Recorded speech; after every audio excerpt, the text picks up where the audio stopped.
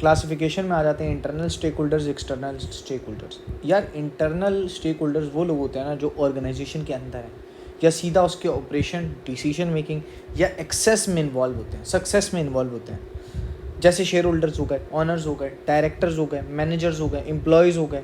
इनका जो डायरेक्ट है ना वो इंटरेस्ट होता है, डायरेक्ट इंटरेस्ट होता है आपके पास कंपनी के अंदर।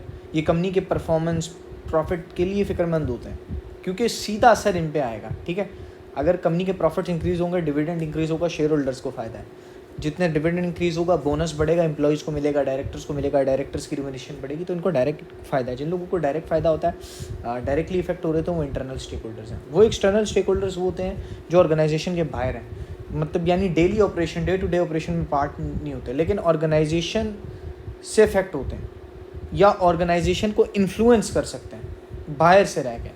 ये ऐसे होते हैं एक्सटर्नल स्टेक होल्डर्स, जैसे कि कस्टमर्स हो गए, सप्लायर्स हो गए, एनजीओज हो गए, मीडिया हो गया। इनका इंटरेस्ट डायरेक्टली नहीं होता, इनडायरेक्ट होता है।